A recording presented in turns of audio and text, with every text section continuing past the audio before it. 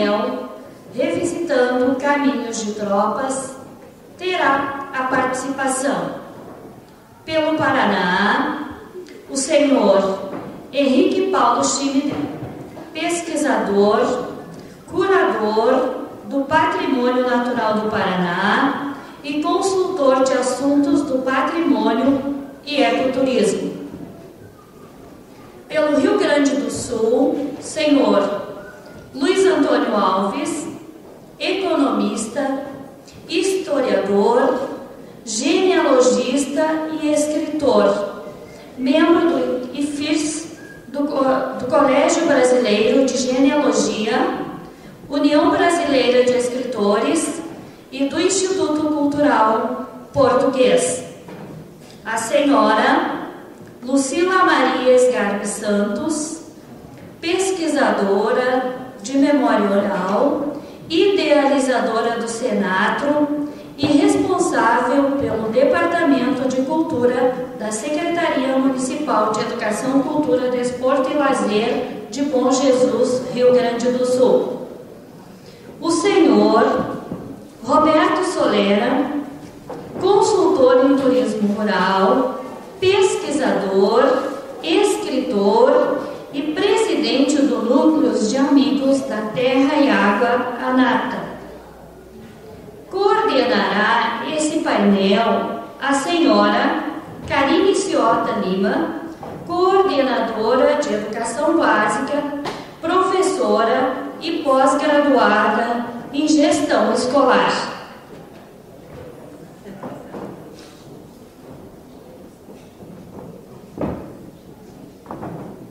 Convidamos para fazer parte da mesa o senhor Luiz Antônio Alves, o senhor Roberto Solera,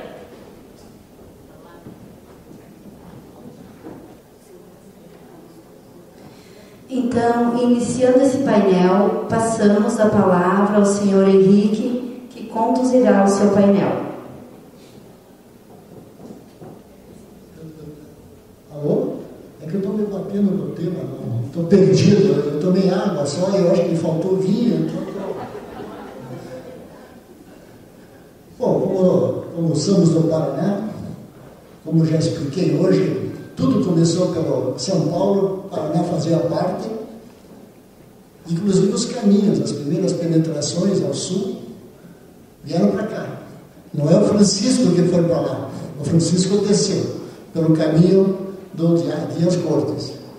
Depois teve a segunda jornada, que entrou, os dois caminhos do Rio Grande do Sul entravam no Paraná pelo Rio Negro. Deixa eu marcar lá.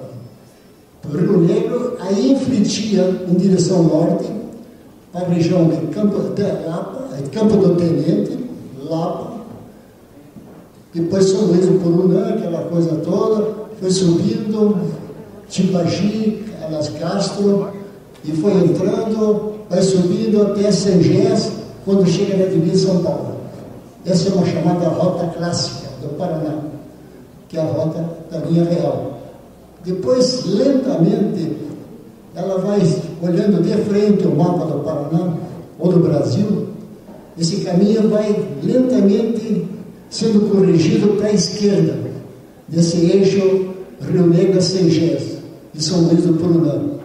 Ele vai indo daí para Ponta Grossa, dá uma pequena curva, e daí influente para Castro, Tibagi, Jaguaraíba e Sengés. Mas depois de uns 100 anos, mais ou menos, a tentativa de trazer o gado do ar da fonte de inspiração que era na Argentina, que foi aberto o passo por Vacaria. Aí melhorou bastante. Com as incursões lusitanas, japaraenses, em direção ao oeste, para ocupar o território, como eu falei, os portugueses foram muito espertos. Eles planejaram a conquista do Paraná espanhol, do Paraná, ou Brasil espanhol. Eles mandaram quase que uma espécie de divisão, comandada por Botelho de Souza, uma expedição ao oeste do Paraná, em diretura aos campos de Guarapuava. fazia parte desse planejamento. Não só o planejamento estratégico, como inventaram um forte em Guatimi, na divisa hoje do Paraguai.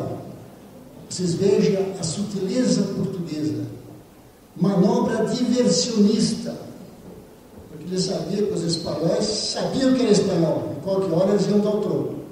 Inventaram esse forte para distrair a atenção dos espanhóis. E aí o Brasil foi avançando.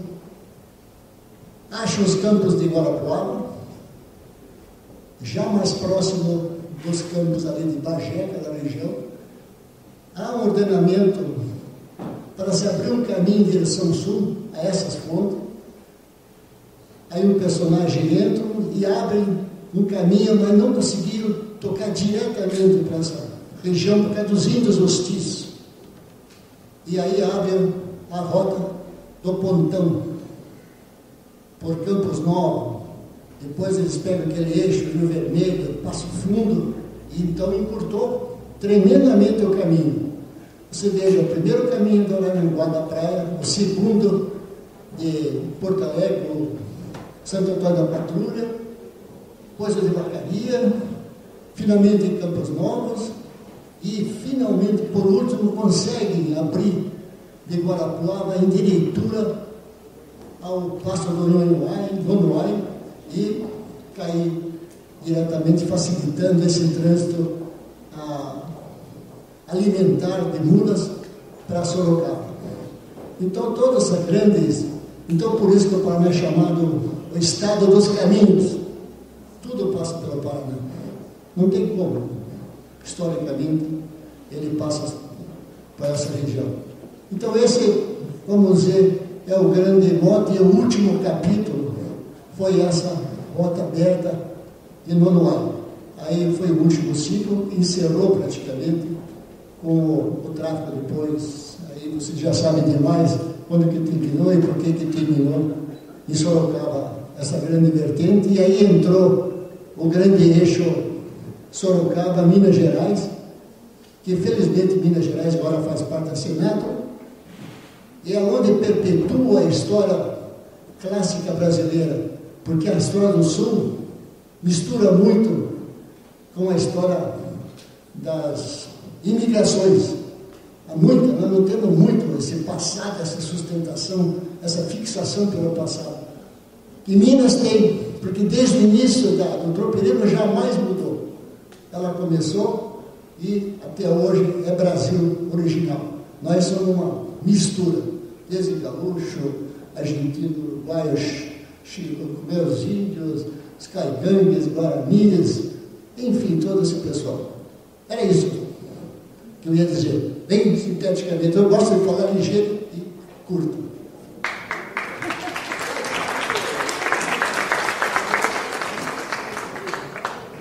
Agradecemos ao senhor Henrique. De imediato passamos para o senhor Luiz Antônio.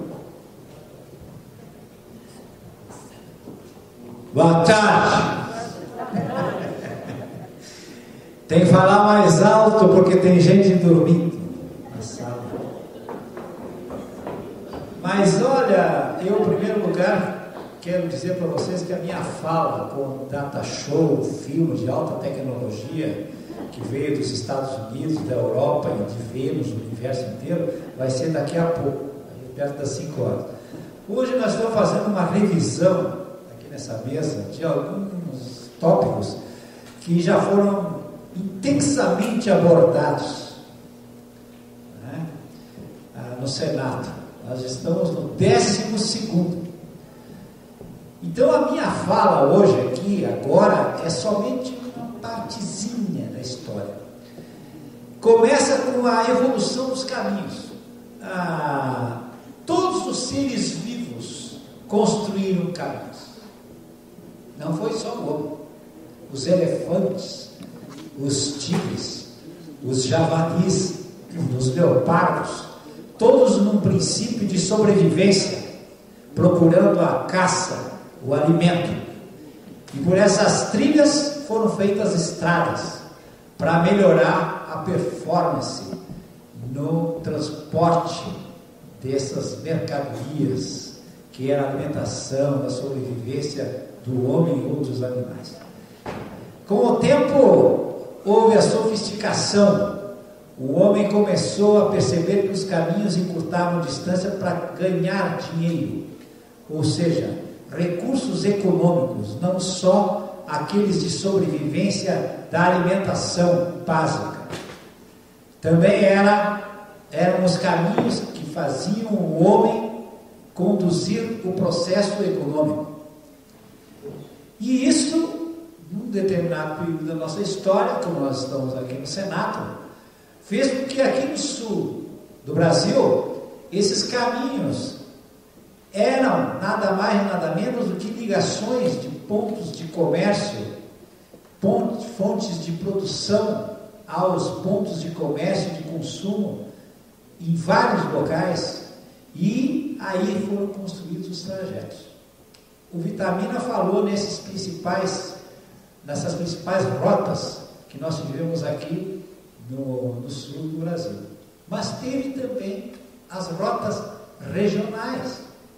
Porque o homem, nesse processo inexorável, econômico, de busca da riqueza material, ele traçava objetivos, buscando fontes de produção, e aqui nós tínhamos uma fonte de produção espetacular, que era a pecuária. Nós ficamos praticamente, aqui no sul do Brasil, quase a metade da história do Brasil vivendo dessa pecuária. E aqui no Rio Grande do Sul e Santa Catarina, muito mais, próximo a outros centros pecuários, onde se produzia e se criava gado vacuno, bovino, equino, ovino, moaro. E isso fez com que uma certa rota que encaminhava o centro mais desenvolvido, que era São Paulo e Minas Gerais, dentro desse mapa surgissem as outras estradas que se ligavam à mais importante. Eu gosto da figura da BR-116. Então, em um determinado momento, essas pessoas, esses homens, esses personagens, criaram uma BR-116 de ligação do sul com o norte. Mas para essa BR-116 foram criadas outras estradas para chegar naquela rota principal, devido ao povoamento, à interiorização do território do Rio Grande do Sul, do Uruguai, Santa Catarina, do Brasil, da América Latina em geral, num plano mais universalista. Então a estrada, ela foi muito importante, essa ligação para o norte, mas existiam as outras que eram acessórias. E dentro dessa história nós vimos que houveram deslocamentos das estradas.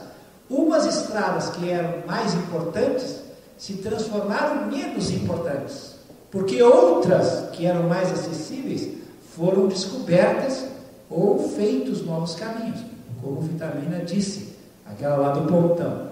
De repente aqui o Passo de Santa Vitória, aqui em Bom Jesus, ela passou a ser menos importante do que outras passagens, outras estradas, com ligações aos centros mais importantes de comércio. E aqui eu vou falar exatamente essa dos Campos de Cima da Serra, mais precisamente no município de Caxias do Sul. Caxias do Sul é um município híbrido. Ele tem uma parte da história relacionada à imigração italiana, a partir de 1875, e outra anterior a 1875, anterior à imigração. Ou seja, nós temos um território cultural bem claro, dois territórios culturais bem claros, um ligado à imigração italiana e outro ligado a uma história mais antiga, que é essa história da pecuária e do tropeirismo. A imigração italiana, ela veio trazer uma outra proposta econômica, que era uma proposta dentro daquele contexto histórico de uma transformação da produção agrícola e também um processo inicial de industrialização. Enquanto que outra parte do território ainda se dedica até hoje à pecuária e à agricultura. Então isso fez com que surgisse dentro desse município ligações com essas estradas mais importantes. Então tem um roteiro muito importante que nós estudamos há bastante tempo dentro do município de Caxias, que começa lá na Ponte da Marília. Só nós conhecemos essa história. Então aqueles que não conhecem, a Marília Daros, a nossa grande amiga aqui presente, do Senato aqui de tantos anos do Raízes, ela mora em Gramado. E Gramado faz divisa com Caxias do Sul, num determinado momento. E ali existia um rio e uma serra, e que foi construída uma ponte. E essa ponte era chamada Ponte do Raposo, porque era de um fazendeiro que se instalou naquela região, originário de Sorocaba, que era da família Antônio de Oliveira Raposo. Ele se instalou ali. E aí deram o nome daquela região de Raposo. E hoje é Vila Oliva. Mas antigamente era Raposo. E nessa descida dessa serrinha, onde tinha essa dificuldade para os tropeiros, eles fizeram uma ponte no início do século XX, que a professora Marília, nossa colega, fez um excelente trabalho sobre a história dessa ponte, que leva o nome oficial de Major Nicoletti. E ela tem um arquivo espetacular sobre essa história dessa ponte. Ali começa uma rota dentro do município de Caxias. Por quê? Porque os tropeiros que vinham do sul do estado, daquela região, tinham que passar por aquela ponte na divisa de Gramado com Caxias do Sul. Então a gente chama a Ponte da Marília porque ela que estudou essa história da ponte do Major Nicoletti ou do Raposo anteriormente. E ela faz uma rota bem clara, sul-norte. Ela vem lá da divisa de Gramado até aqui na Criúva, que é na divisa hoje com, não é Vacaria, é Monte Alegre dos Campos, mas antigamente era Vacaria. Então ali tem o Rio das Antas, também é uma outra serrinha e um outro rio de dificuldade para passar. E quase na mesma época também foi construída uma ponte, que é a Ponte do Cruyff. Essa ponte, semelhante à do Raposo, é uma distância mais ou menos em linha reta, entre uma ponte e outra, de mais ou menos em linha reta, de 60 quilômetros. É lógico que pelas estradinhas vai dar muito mais. Então essa rota que passa bem no meio do município de Caxias do Sul, começa dentro do município na Ponte do Raposo e vem até aquela Ponte do Cruyff, até na Criúva. Essa estradinha fazia a ligação com essa estrada que veio para Vacaria. Por quê? Os campos da Vacaria, os campos de Belo Jesus, eram criatórios de mulas e de gado. E Caxias cresceu, e esses produtos da pecuária eram conduzidos por esse centro maior, aonde foi instalado uma aviação férrea, construída uma ferrovia de ligação de Caxias até Porto Alegre, e toda essa produção aqui de gado ia até a aviação férrea em Caxias do Sul, para depois demandar para Porto Alegre, capital do estado. Então essa rota de tropeiro por essa época, do final do século XIX e século XX, ela vinha por esses campos da Vacaria, passava por esse município de Caxias, justamente nesse trajeto. E é nesse trajeto que a gente fez um estudo muito importante sobre a rota tropeira de Caxias do Sul. A metade de Caxias é campos, como aqui em Bom Jesus e Vacaria. A metade de Caxias. Tem pouca gente que sabe disso. Caxias tem duas histórias, duas culturas diferentes. Então esse trajeto foi importante porque ele determinou a ligação de muita gente daquela região com a região daqui de Vacaria e Bom Jesus e com Porto Alegre. Era um trajeto muito importante, por isso que foram construídas as duas pontes. Essas duas pontes surgiram porque houve o pedido dos políticos da época e dos tropeiros. Não foram pontes construídas com base de rodovias aonde passavam caminhões. Isso é anterior ao surgimento dos caminhões. Então, esse foi um mapeamento que nós fizemos, e eu vou terminar só para deixar claro aqui, sobre que nós tivemos algumas pessoas envolvidas nesse trabalho, e eu, como sempre faço, eu gosto de fazer uma crítica, viu, Luciano, você sabe disso, você sempre corre o risco de me convidar. E os meus amigos sabem disso. Nós fizemos um trabalho muito grande, eu e a Sandra, minha esposa, o falecido Ivan Machado também, nosso companheiro de jornada, que faleceu no passado, e nós estávamos trabalhando para oficializar essa rota de tropeiro lá, e o Solera esteve lá inaugurando, inclusive, um monumento inaugurado. A ideia era colocar 8 mulas nesse trajeto. Cada posto, cada pouso tropeiro colocasse uma mula, um monumento, uma mula. Foram colocados 5 pelo seu irmão. E a gente estava querendo fazer esse trabalho da rota seguindo até aqui os campos da Vacaria e Bom Jesus. Infelizmente, como disse o nosso colega aqui do Ivan, quando a gente quer trabalhar em cima do patrimônio histórico, cultural e ambiental, a gente enfrenta problemas muito grandes. Às vezes desanima. E para esse envolvimento da preservacionista, se exige o apoio da comunidade e o apoio dos políticos. A comunidade tem que ter um certo nível cultural, uma certa ideia de coletividade, de coletivo, coisa que é muito difícil acontecer. Então, muita coisa é perdida por causa dessa falta de idealismo preservacionista na nossa sociedade. E os políticos, eles se envolvem, às vezes, com outros projetos diferentes daqueles que a gente trabalha, que a gente luta.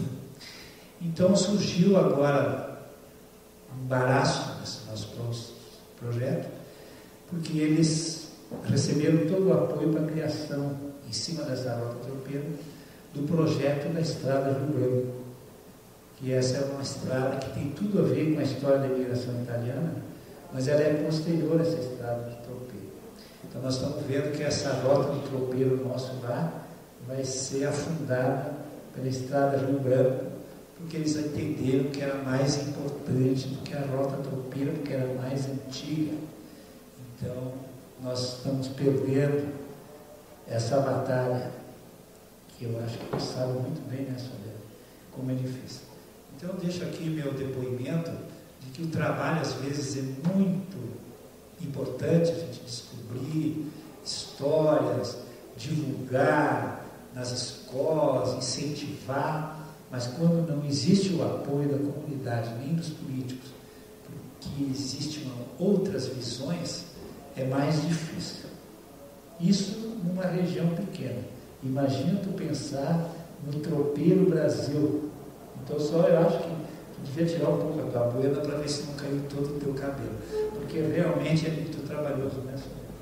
Então eu agradeço a Lucila mais uma vez por ter me convidado. Estou muito satisfeito de estar presente com os meus amigos, que fazia tempo que eu não via.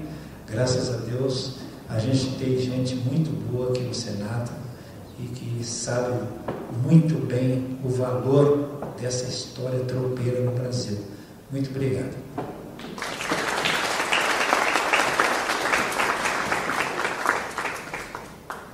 Agradecemos o senhor Luiz Antônio e passamos a palavra à professora Lucila. Bem, eu acho que nós todos repetimos a mesma coisa. É difícil a conservação desse patrimônio cultural ligado ao tropeirismo, material e imaterial. Bom Jesus, ele foi caminho de passagem, né, do caminho da praia, que não passava por aqui, caminho dos conventos passou por aqui, o caminho do Cristóvão Pereira de Abreu também, e o caminho das missões. Por quê? o passo que ligava ao restante do país era o Paço Santa Vitória. Tinha que chegar aqui para passar pelos Campos de Bom Jesus, na época Campos de Vacaria. Então, às vezes, algumas colocações passava por Vacaria. Como é que passava por Vacaria se Vacaria é para lá? Não, a gente tem que se situar o que era Vacaria. Hoje, já há alguns caminhos, o caminho dos conventos, há uma discussão se ele passou mesmo por Bom Jesus, porque temos São José dos Ausentes, e ele sobe por São José dos Ausentes. E a questão do passo dele, no passo do inferno, ele passou o inferno grande e o inferno pequeno, a travessia que ele fez. Segundo Sebastião Fonseca, o inferno pequeno seria o rio Cerquinha e o inferno grande o rio Pelotas. O rio Pelotas, mais para lá, mais para cá, eu sempre acho que fosse onde hoje é o Paço Santa Vitória. Mas também há possibilidade que ele tenha passado onde hoje está Bom Jardim da Serra, porque ali tem uma passagem, que hoje tem ponte ali, que não era tão difícil. Agora, se as pessoas conseguiram chegar lá ou não, não se sabe. Depois tem mais essa questão da declinação magnética, tem uma série de fatores que podem ter alterado bastante.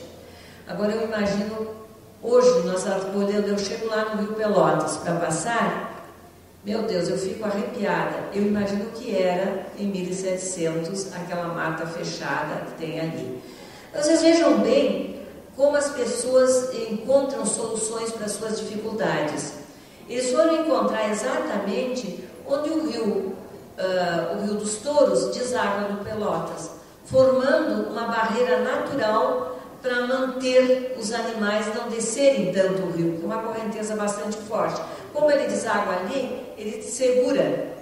Isso me foi colocado por pessoas que faziam a travessia do gado ali, né? Muito se usou para contrabando, então, para Santa Catarina foi uma beleza, principalmente depois que deixou de ser cobrado o pedágio ali, que hoje se chama pedágio, na época era o registro.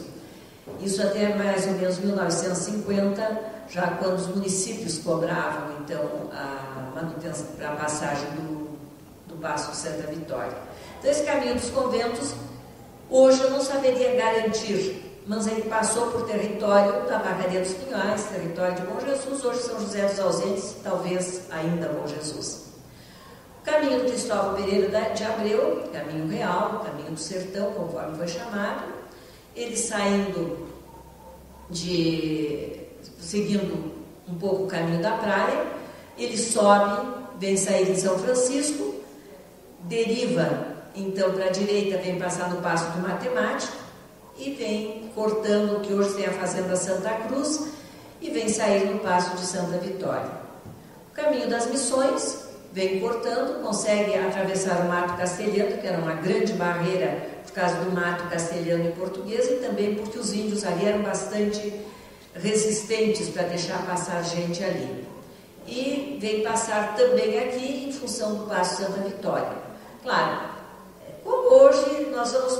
mas ali tem uma estradinha, quem sabe desviamos o pedágio. Se vocês pudessem desviar o registro, eles desviavam. Encontraram o Paço do Pontão, Barracão, depois foi conhecido. Claro, aí quando o governo se deu conta que estava indo para lá o gado e eles estavam perdendo, mudou para lá o registro e deixou apenas uma guarda aqui. Então esses caminhos passam por Bom Jesus e seguem depois Santa Catarina e o restante do caminho. Mas o que eu queria mais chamar a atenção, e infelizmente eu não tive tempo de preparar um mapa para trazer para vocês, nós temos de 1930 um mapa do município de Bom Jesus. Eu acredito que seja o primeiro mapa que tenha sido feito. Era o intendente Bueira, era o intendente da época. Ele mandou fazer esse mapa.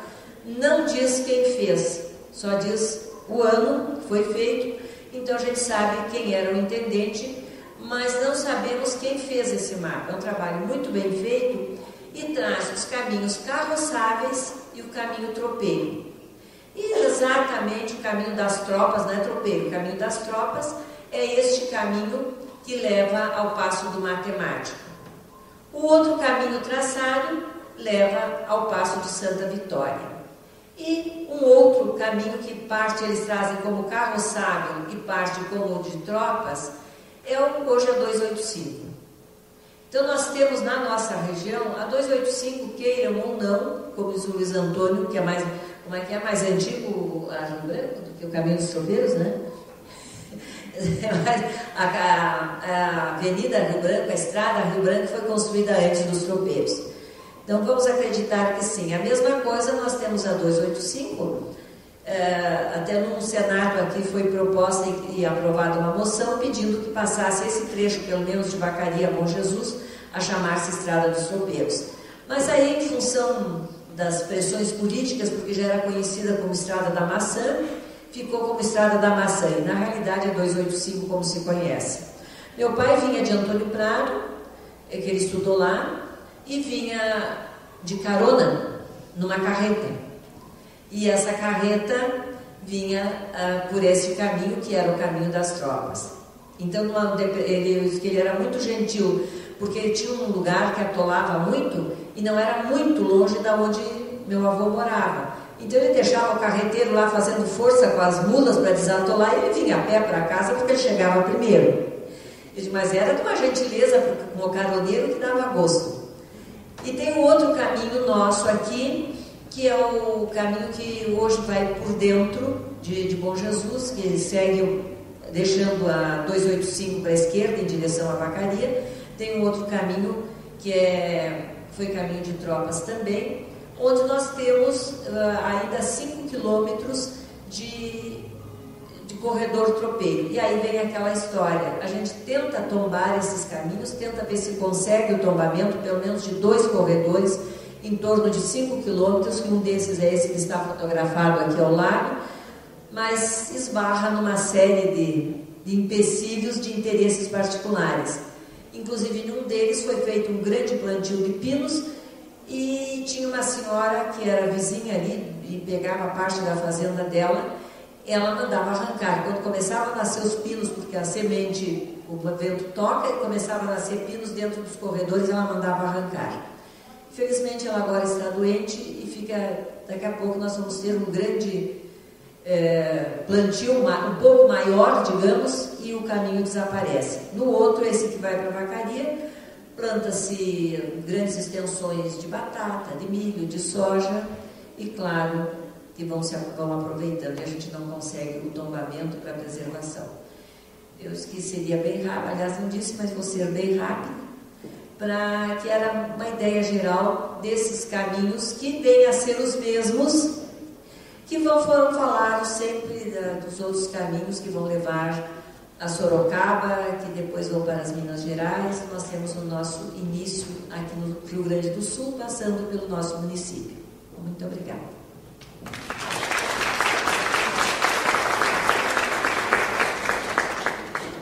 Agora passamos para o senhor Soleira, que falará sobre o caminho dos conventos, né? Santa Catarina e Paraná.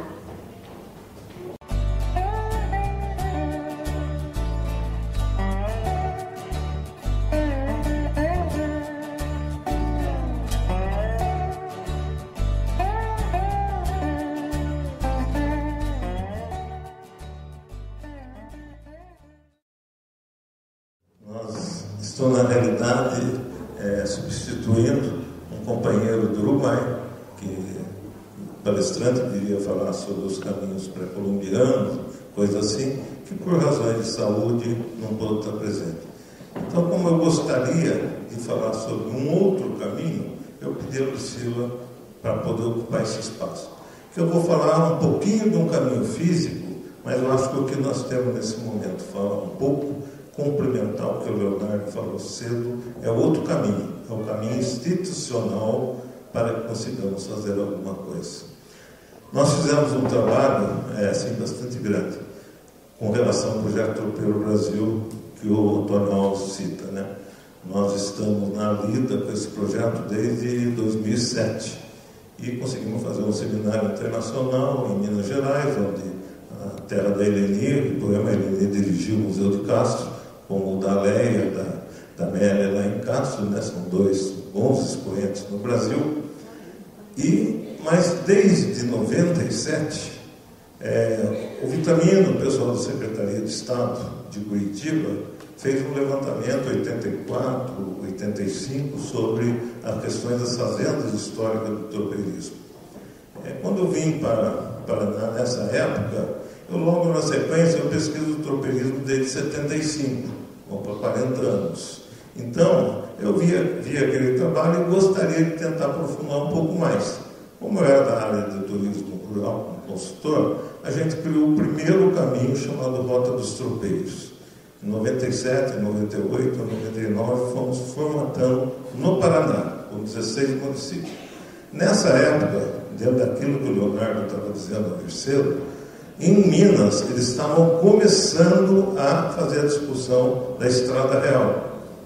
E no nosso trabalho da Rota dos Tropeiros, nós tivemos a consultoria de um consultor argentino, Luiz Patruco, que tinha trabalhado no caminho de Santiago de Compostela, refeito toda aquela ideia do caminho de Santiago. Então ele acabou, a gente participando conosco, e falou: vocês têm em mão um caminho muito superior, poderá ser muito superior à Compostela. A ideia não era comparação, mas ele quis dizer em tudo que o caminho poderia agregar. Vocês vão poder começar no Rio Grande do Sul, chegar ao Paraná, a São Paulo, a Minas Gerais, a Bahia, talvez Pernambuco, Piauí. Quer dizer, são um dos grandes caminhos mundiais que poderiam ser trabalhados. Nós começamos a trabalhar no Paraná, 16 municípios, e depois o governo de Minas, acho que já era o Écio Neves, eles fizeram uma reunião com a Metur, com a Associação da Mineira de Empresários de Turismo Rural, e eu fui participar. Me convidaram a participar, contar o projeto da Rota dos Tropeiros.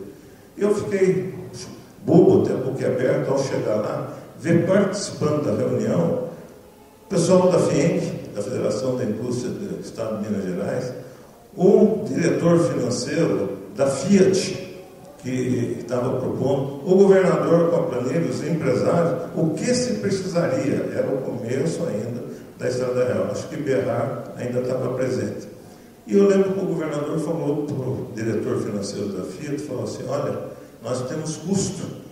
Ia ter a apresentação de Minas Gerais, numa escola de samba, os empresários queriam aquilo, acho que era alguma coisa na época de 4 milhões que precisaria.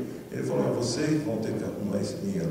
A Fiat lançou aquele dobrou Estrada Real, e assim foi, recurso, bom, a coisa aconteceu.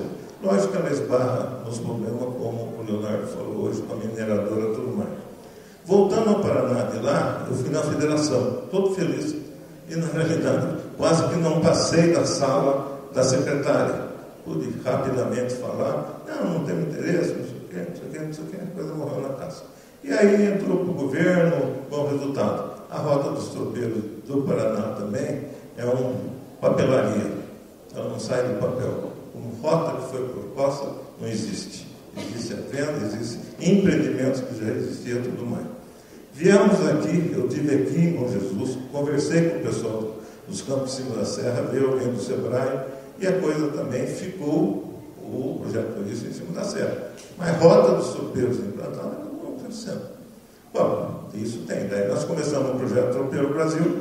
Amanhã, na nossa palestra à noite, vocês vão poder ver o primeiro inventário nacional que nós fizemos, resultados preliminares, com 26 questionários respondidos. Nós precisamos ter 50, 60 para chegar dentro do IFAM, para apresentar isso para o IFAM.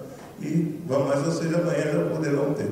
Mas eu pedi essa brecha porque essa semana, esses 15 dias, esse mês agora que está terminando, nós fizemos um caminho institucional muito interessante, que nós levamos para a Câmara Municipal de Curitiba, isso, está aqui, nós levamos uma proposta, porque como é que você mexe com a questão política?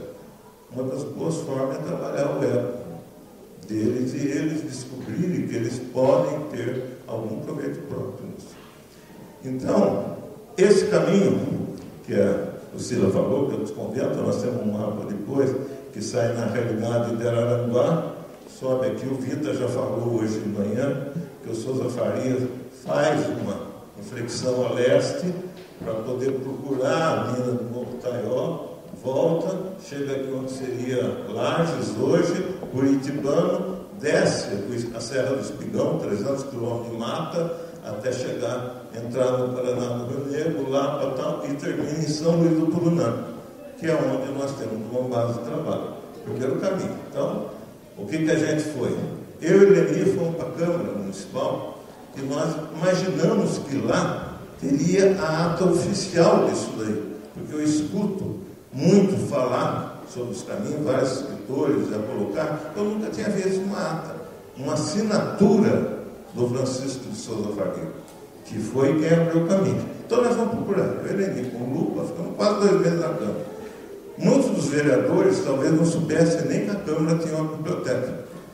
Mas nós fomos lá, cutuca, nós fomos descobrindo algumas coisas, né? Então levamos para a Câmara e mostramos que esse relato aqui do Souza Faria, quando termina esse caminho, foi feito para a Câmara Municipal de Curitiba.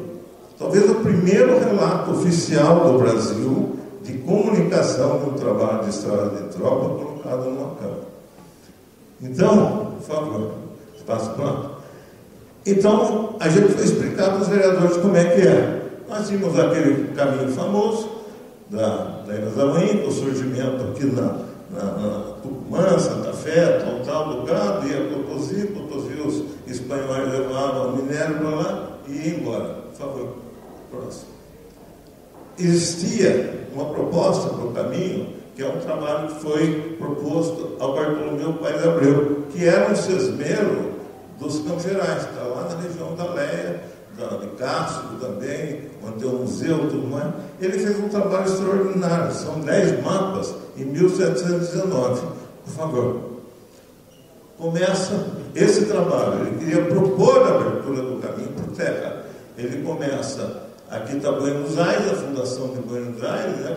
O Lone de Sacramento. Então ele foi mapeando. Eu não sei, eu não consegui identificar quem fez o mapa. Existe apenas um mapa. Faça favor. Aqui já a região aqui do Rio Grande do Sul, a Lagoa dos Patos, tal, mais uma. Indo em sentido Florianópolis, passando já pela ilha. Aqui já chegando a São Francisco do Sul, entrando na ilha de Paranaguá, né, até chegar a Santos. Então ele fez esse trabalho, e esse trabalho foi o primeiro encaminhado para o governador da província de São Paulo, do de Portugal. Isso, né?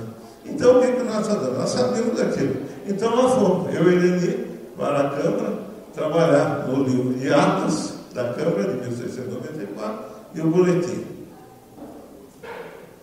Começamos a levantar os dizeres, isso aqui no livro do Júlio Moreira, que a gente conhece, Alfredo Leme, Júnior. Talvez a estrada do Rio Grande do Sul a São Paulo tenha sido a rota de maior importância na história do Brasil. Sem ela não teria havido o ciclo do café, tal. E que devemos compreender como rota, o caminho do Viamão, todos os caminhos que iam do continente de São Pedro, do Rio Grande do Sul, ao registro gado das cavalgaduras de Curitiba do Iguaçu, que incluía o caminho das praias, o de Araranguá aberto para o Francisco e do Viamão. Aqui, então, nós conseguimos encontrar isso aqui, foi um sufoco, porque a gente não, como nós não somos, nós somos como a Lia, que conhece, lê isso aí, você lê isso aqui, é uma loucura, dentro de uma câmara, escuro, você tem que manusear de luva, não pode fotografar, não pode escanear, quer dizer, então nós estamos vindo. Então esse é o documento que o Francisco Souza Faria entrega na Câmara em 1730, dia 19. Lá está ato de vereança, tal, aos 19 dias do mês, quer dizer, é o documento que ele relata o término da abertura. Como é que o governador mandou abrir a estrada, o governador da província de São Paulo, qual é o caminho que ele faz e como ele chega. Aqui um pouco mais nítido, aos 19 dias do mês de 1730, na Vila Nossa Senhora da Luz, tal, e encontramos a primeira vez que eu vi, não sei se alguém já tinha visto, eu pelo menos foi a primeira vez, a assinatura de Francisco Souza Faria. Está aqui, Francisco de Souza Faria. E os vereadores da Câmara de Curitiba. Então, na época. Novamente, ao final já, então, né, Francisco Souza Faria, tal. Esse é o livro de ato de 1693 a 1700 e pouco.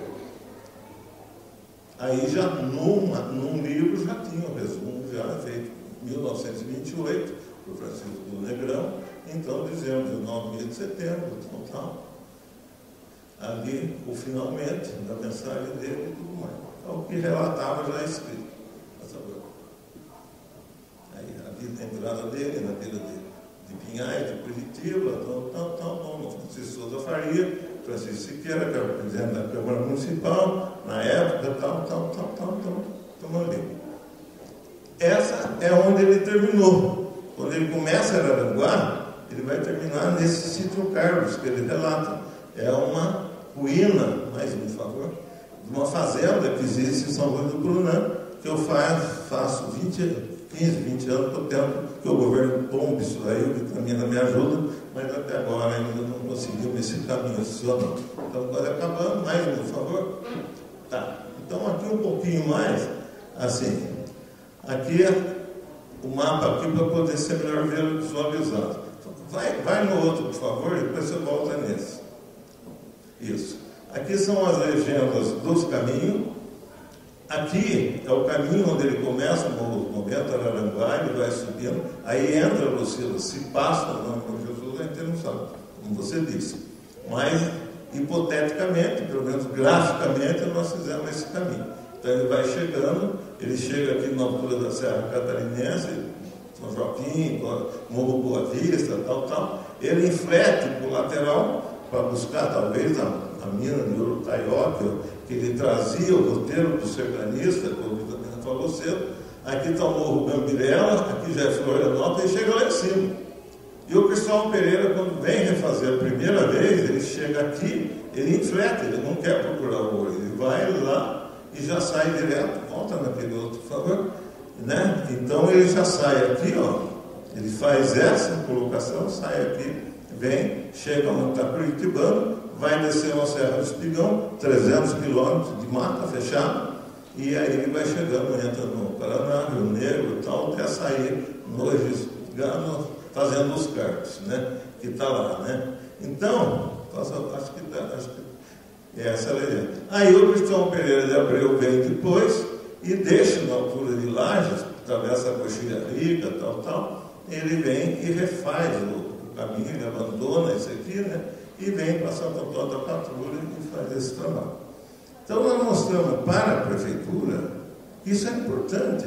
A prefeitura tem que ter autoestima daquela proposta que estava lá dentro, que ninguém conhecia. Então, nós fizemos uma audiência pública, contamos com 21 instituições, mais de 100 pessoas participando. Foi aprovado e elaborado, primeiro, a Semana da Memória Tropeira de Curitiba, que não existia. E segundo, a Carta Tropeira de Curitiba. Lá na frente, na mesa ali, tem alguns anexos da Carta Tropeira de Poema e tudo mais. E nessa audiência, nós lançamos a primeira frente parlamentar em apoio e valorização do tropeirismo. Então, um grupo de deputados, depois teve uma segunda sessão para a promulgação da Câmara, 10 dias depois. Então, nós já temos um caminho municipal. Agora nós vamos para um segundo, nós vamos fazer um segundo fórum, que é o estadual, ou Paraná ou tropeirismo. E nós queremos que os demais estados, nós vamos formatando a metodologia, vamos ver, isso está tudo dentro do projeto Tropeiro Brasil. Amanhã a gente vai mostrar e gostaríamos que os outros estados, então, também fizessem isso. E dentro do Paraná mesmo, algumas outras cidades, vamos fazer reuniões de criar frentes parlamentares. O que a frente parlamentar faz? Dentro da carta, ela cria um documento com salvaguardas para a questão do tropeirismo. Valorizar, incentivar, apoiar, descobrir, enfim, amanhã nós fazemos isso aqui. Eu só aproveitei o tempinho que a Lucila tinha, acho que acabou, né? Então, é isso daí, mas o intuito foi trazer esse caminho institucional. Eu acho que isso é de extrema importância, tão importante quanto os estudos que nós fazemos dos caminhos físicos. Muito obrigado.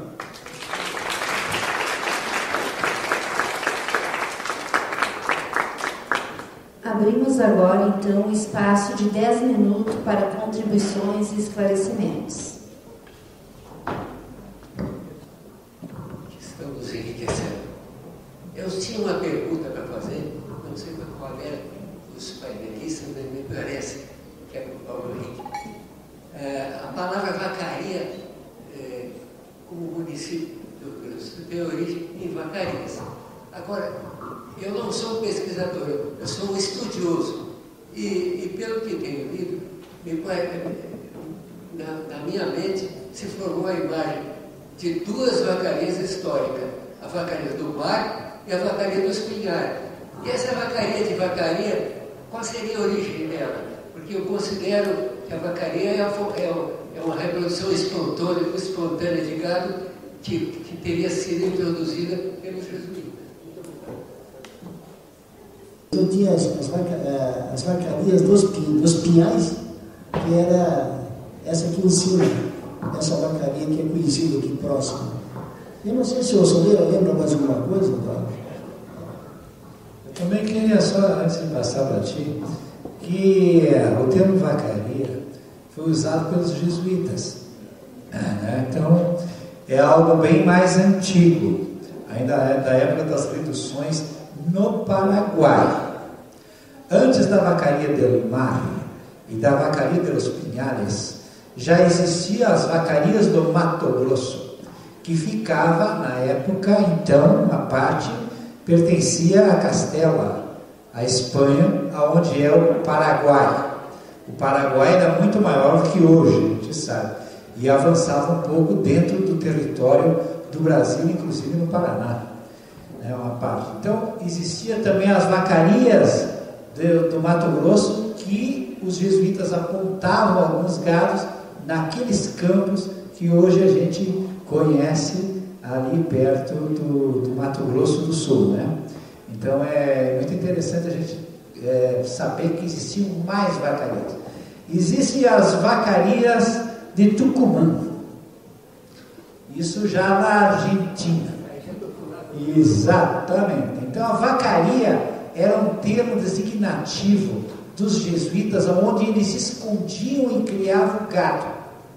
Então não é só essa vacaria de Elmar, a vacaria de los Pinhais, mas isso foi só uma explicação. Ela tem uma relação, né, Antônio, Luiz, com a introdução do gado pelo padre Orelana, né, da famosa vacaria, a primeira grande troqueada que ele faz, que traz, fala assim, em 200 mil, em 400 mil, não sabemos o tamanho, o pessoal aquele pesquisador de Gramado, do gado franqueiro, ele parece que tem um estudo bom sobre isso, né? O Sebastião Fonseca, né? Mas ela está relacionada, e isso já existia tanto que o Souza Faria, quando ele para minerar ali, onde ele ficaria 2 meses ou 3 meses, quando eles vão embora, eles levam, arrebanham com ele 500 vacas, ou bois, que já existiam ali soltas. Eles vão, porque era quase 100 homens, eles tinham que abastecer. Então, quando eles vão, ele cita na carta que ele leva com ele 500 bois ou 500 vacuns para abastecer a tropa, né? Então, já existia dessa vacaria, né? Na verdade, essa pergunta está relacionada ao período antigo. Era só 2 vacarias. Era a da costa, na litorânea, e aqui no altiplano gaúcho, que tinha os grandes pinheirais. Por isso que era para diferenciar o gado de cima e o de baixo. E até a história da vacaria tem que ser entendida. A vacaria que era naquela época e a vacaria do que é hoje. Porque a vacaria que a gente está falando, histórica, a vacaria de los Pinhales, não é só hoje onde existe a vacaria. Bom Jesus, por exemplo, pertenceu à vacaria. São José dos Ausentes, que já fica lá nos Aparados da Serra, também pertencia à vacaria. Então o gado solto pelos jesuítas, à medida assim, Lagoa Vermelha, Passo Fundo, Lagoa Vermelha, Vacaria, Bom Jesus e São José dos Ausentes, até nos Aparados da Serra, esse gado, com o tempo, que não foi uma coisa assim, vão tocando a vaca, não foi por décadas. Esse gado se espalhou, então, de Passo Fundo até os Aparados da Serra, ali que era uma certa mangueira natural, porque o gado não podia mais ultrapassar, porque caía nos aparados e ia para o litoral. Então isso era a imensidão das vacarias de Los Pinhales. Não é só a vacaria, onde hoje é situado o município de Vacaria, a cidade de Vacaria. E ele encontra, o Francisco Souza Faria, inclusive, encontra um monumento espanhol, uma cruz com o nome do rei de Espanha, 1728, 1729, que ele derruba isso e faz levantar no local uma cruz com o nome do rei português, e aí ele substitui, ele tenta fazer um marco ali, né? E aí, quando o Cristóvão depois abre esse caminho, já aí cruzando o Palácio de Santa Vitória, né, na Santo Antônio Patrulha, região serrana, aí esse lado ficou abandonado, assim, pouco uso, né? O caminho dos conventos antigos, né? O Viamão ganhou a preferência por uma série de razões, né? Para terminar, só para esclarecer mais um pouco, para abrir uma outra discussão outra hora, depois das 11 às 5 da manhã nós aceitamos um debate, que é o seguinte, vinhozinho. Tem uma peça que estava há muito tempo no Museu da Vacaria, que tinha encontrado, que seria mais ou menos uma coisa assim que o Soleira falou, dos jesuítas. Hoje se sabe que eram 9 marcos. Então quem vai estudar essa numerologia, esse estudo, né, dos jesuítas, sabe que o 9 era muito importante também em determinar os marcos, onde eles passaram, e determinar onde é que era o tal do território que seria deles, né? Aquela história lá do socialismo jesuítico. Tá? Mas aí aconteceu o seguinte, que se descobriu depois que um desses marcos, inclusive aquele que estava no Museu da Vacaria, não é na região da Vacaria, era lá perto do matemático, lá em São José dos Ausentes. Aqui São José dos Ausentes pertencia à Vacaria. E lá deve ter mais 2 ou 3 lugares, né? Aonde inclusive o Souza de Faria passou, lá próximo do Arroio do Rio Pelotas, naquela subida que vai para São Joaquim, lá próxima também tinha um outro marco. Então a gente tem que entender muito da história da divisão territorial, das emancipações, para a gente entender aonde realmente estavam aqueles marcos. Então, de repente, Vacaria se adornou naquele marco que hoje poderia ser de São José dos Ausentes ou de Bom Jesus. Eles aprisionaram um índio, inclusive, que dizia que aqueles marcos eram para os índios jesuítas ir bombear. Aí ele tenta entender o que era bombear. Bombear era avistar, tentar ver se não tinha português entrando no terreno. A palavra bombear. Então, é muito interessante.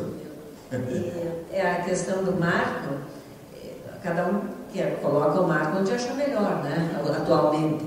Eu entrevistei uma senhora aqui no 2º Distrito, num Poço de Tropeço, que é no Governador, que eu falando, se ela tinha ouvido, não sei como é que eu perguntei, ela disse, mas aqui tinha uma pedra que depois levaram que era de Vacaria, mas ficava no terreno do compadre não sei quem, ali quase entre o campo e o mato, na beira, né, que é uma zona de mato da Costa das Antas.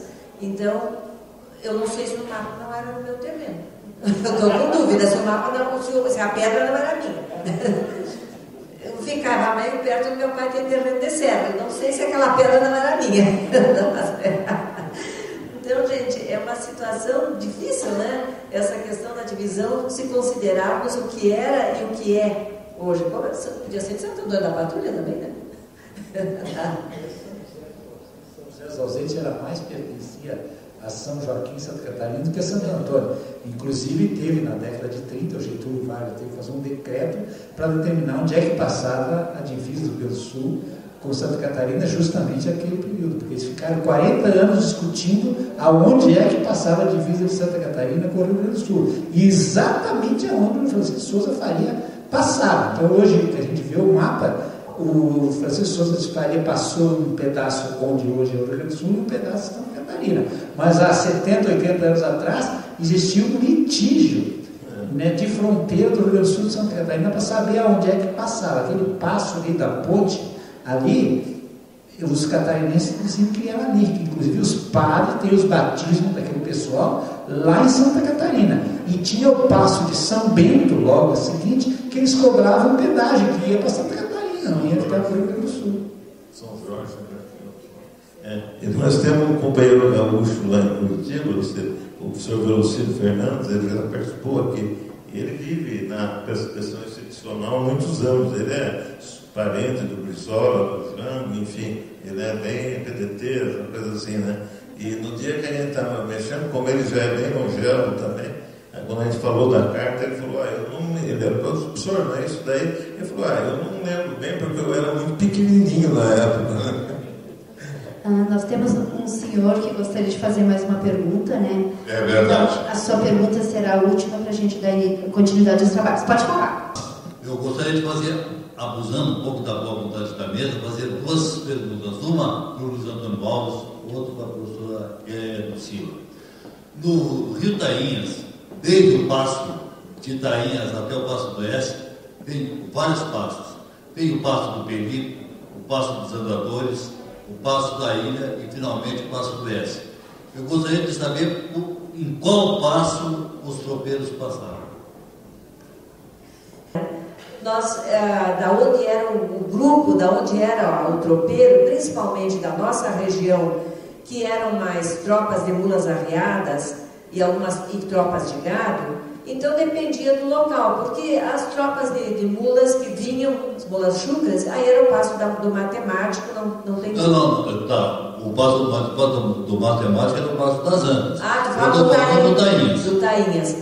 Aí vai depender do local que as pessoas vinham, porque eu vejo o seguinte, voltando ao passo das Antas, por exemplo, tinha a passagem que alguns chamam o passo aqui do Funil. Do Funil tem o passo aqui que depois a gente passou a chamar passo do Zuf, o passo do Gabriel, porque tinha o Gabriel que cobrava pedágio ali, e depois teve balsa, passavam ali.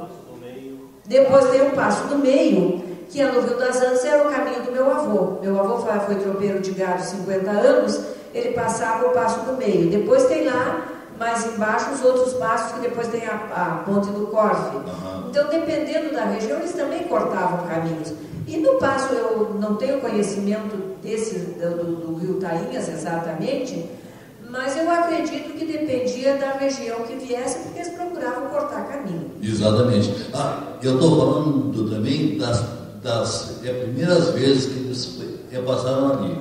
Então, nós sabemos que eles passaram pelo Rio Tainhas.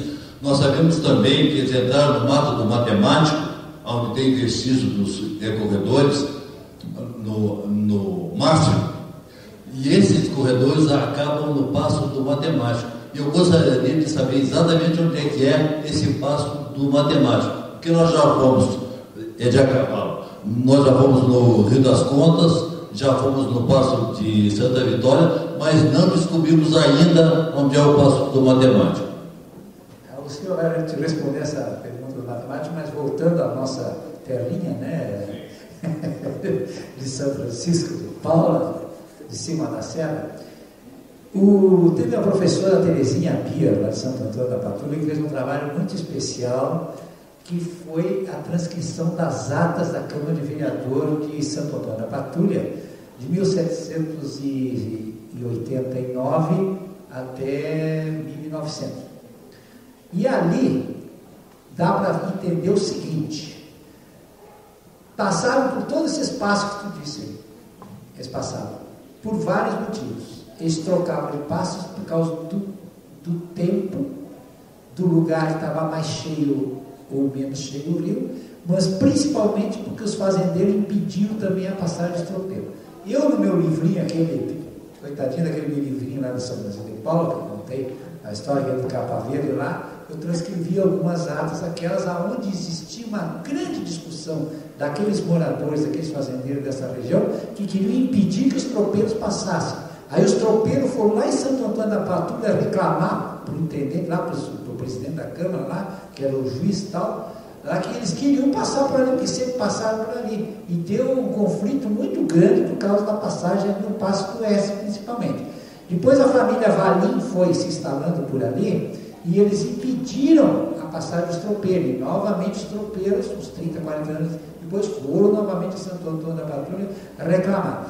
Então existia também o negócio dos tapumes. Então o fazendeiro não queria que passasse os tropeiros por ali. Então quando eles não deixavam passar por ali, eles iam um pouquinho mais para cima ou um pouquinho mais para baixo. Mas no Passo do Oeste deu um conflito muito grande e está lá registrado na Câmara de Vereadores de Santo Antônio da Patrulha que os proprietários não queriam deixar os tropeiros passar por ali. Isso aí é bom tu dar uma olhada lá, porque vai te conduzir bem ali nessa do Passo do Oeste e no Passo da Ilha, ali entre esses fazendeiros que existiam ali, eles não deixavam os tropeiros passarem. Então foi um problema muito sério. Luiz, inclusive tem 3 visões nisso daí, da passagem ou não, né, dos tropeiros, porque uma visão seria econômica. Eles gostariam que passassem para fazer invernagem, pagar o passo, tal. E existia 2 ausências.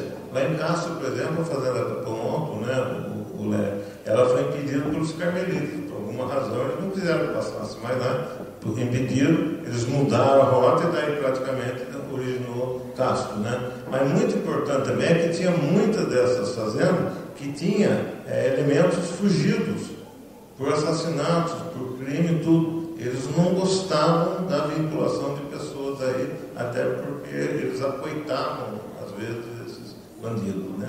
No livro de Lages, da Fundação de Lages, daquele escritor antigo, ele conta sobre isso daí, a apoiação de fugidos, né? De assassinos, tudo nessa região aqui Lages, né? Eu queria só contribuir também, alertar que nos anais do Senado tem muitas boas informações práticas de passagem. E também lembrar daquele nosso companheiro senatrista, o arqueólogo, acho que é Jacob, e lamentavelmente tem um problema, que analisou bastante essa questão dos passos. O Ruschel também analisou bastante. O Aldair de Curitibana, na prática, e mais um que fazia na prática todos esses passos, tentando resgatar, era aquele rapaz que era comandante dos bombeiros voluntários de Santo Antônio da Patrulha, eu acho. Ele era o comandante lá. É como a guisa de sugestão da coisa.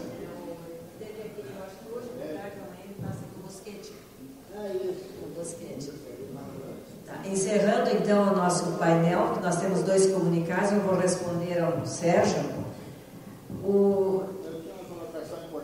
Só um pouquinho, mas vocês me matam, depois eu apanho. Mas só um pouquinho, já te passamos a palavra então. Sérgio, o Passo do Matemático, eu já fui lá umas 2 ou 3 vezes, tem uma pessoa ali do Arrepio que levaria vocês lá. Eu não saberia ir agora, assim, sozinha lá. O caminho tem que ser a cavalo, de carro não é intransitável, mas dá bem para ir lá. E o seu Manuel Gaspar, eu acho que deve saber também. Hoje à noite o seu Manuel Gaspar vai estar aí, ou amanhã. Vocês podem combinar uma tropeada lá. Se ele não sabe, o seu Paulo ali do Arrepio sabe. Onde? Já foi? Também. Então, dá para vocês fazerem a tropeada. E dependendo do dia, eu vou a cavalo junto. Tá certo? Abrimos a última contribuição para a gente... Uma época do ano, um tempo, lá na minha região, quando era verão, se ia cortando os rios. E quando era inverno, se seguia o divisor das águas. Mais ou menos assim, para evitar. E esse problema de impedir aí a passagem e tal, isso vem de uma transição da época em que tudo era campo aberto e as divisas eram pelos rios, pelos rincões, e com o advento do arame, que aí começaram a fazer cerca e impedir os caras de passar. Tem que ter esse cuidado histórico do tempo antes da existência do arame e depois da existência do arame. Eu falo antes da existência. Antes da existência do arame, o cara pegava o rumo que queria e ia juntando os animais dos outros, né? Então, para aliviar o ambiente, o Simões Lopes tem um caso no mate do João Cardoso, que ele alugava os viajantes para explorar as notícias, né? E ele morava por lado do Passo da Maria Gomes. Convidamos neste momento para a entrega de uma lembrança do Senatro a professora Vera Moraes, por gentileza, para que faça a entrega de um mimo ao senhor Luiz Antônio.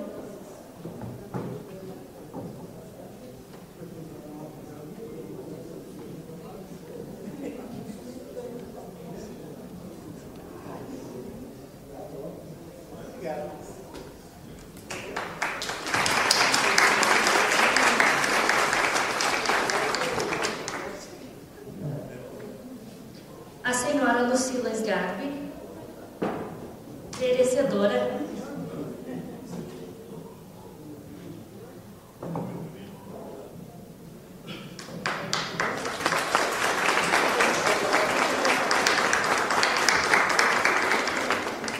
Eu vou ver se eu conheço uma vez aí uma cesta. Ao senhor Roberto Solera.